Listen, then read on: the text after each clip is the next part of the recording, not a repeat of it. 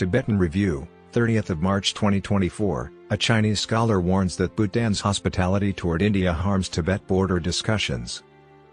China, in the course of its all-out assault on the Indian subcontinent, has issued threats against Bhutan and occupied Bhutanese territory. A Chinese scholar has cautioned that the recent escalation in amicable relations between India and Bhutan may have obvious and direct consequences for China's endeavors to resolve its protracted border dispute with the Himalayan kingdom over occupied Tibet. Last week, Indian Prime Minister Narendra Modi reaffirmed a partnership beyond land and water during his visit to Bhutan. He increased India's support to Bhutan under the 5-year plan from $0.5 to $1 billion, was granted a private dinner at the Lingkana Palace by King Jigme Khesar Namgyel Wangchuck, and was bestowed with Bhutan's most prestigious civilian honor, the Order of the Druk Gyalpo, or Dragon King, which was bestowed upon him first among foreigners. A week after Bhutan's newly elected Prime Minister, Tshering Tobgay, sworn in January 2024, met in Delhi with prominent Indian leaders, Modi embarked on his March 22 to 23 visit. Although he attempted to alleviate such apprehension, Lotay Tshering, the predecessor of Tshering Tobgay, was perceived as excessively eager to resolve the Tibet border dispute with China. Such a resolution would have likely entailed land swaps that would have severely jeopardized India's security concerns. In any case, Lotay Tshering expressed optimism that the border dispute might be resolved within the subsequent 2 sessions of negotiations between the two parties, which caused concern in New Delhi. Lin Min Wang, Deputy Director of the Center for South Asian Studies at Fudan University in Shanghai, has stated that the impact on Chinese-Bhutan border negotiations could be obvious and direct in light of recent events. Since 2020, we have observed some momentum, and substantial progress has been made in the negotiations, SCMP.com reported. March 29 cited Lin's statement. Both sides are awaiting for a breakthrough opportunity, but I believe there is now the potential for some adjustments. However, the progress of the border negotiations remains obscured due to the strict confidentiality imposed by both Beijing and Thimphu on such information.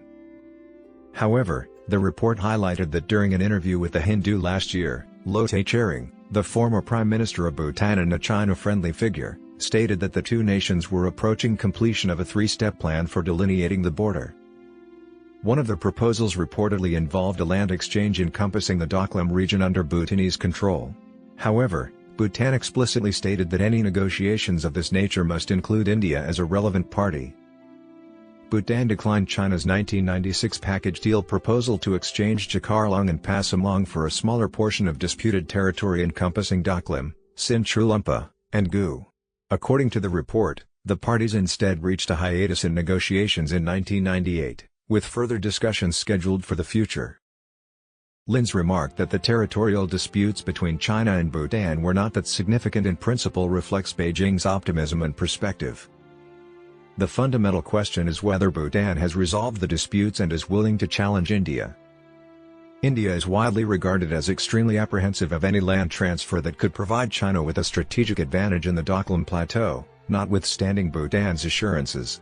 The plateau is near the Siliguri corridor, a narrow sliver of land connecting a portion of West Bengal and 8 northeastern states of India. At its narrowest point, the corridor stretches approximately 20 kilometers, 14 miles, across the nation. An exchange of this nature might further expose India's susceptibilities to Chinese influence in occupied Tibet, given the contentious Himalayan border spanning over 3,000 kilometers between the two Asian superpowers. As a result of remarks made by Lotay Tshering, Prime Minister of Bhutan from 2013 to 2018, regarding a potential land swap with Beijing, India began to wonder whether Thimphu was having difficulty reaching an agreement without Delhi's support. The former Prime Minister was subsequently compelled to clarify that Bhutan had not altered its stance, according to the report. From a more comprehensive standpoint, India and China have maintained a strained relationship ever since the violent border clashes along the Ladakh border in 2020. Conversely, China has consistently advocated for enhanced relations with several South Asian countries, such as Bangladesh, Pakistan, Nepal, and Sri Lanka, by hosting their leaders in Beijing and providing financial support for several infrastructure initiatives in the area.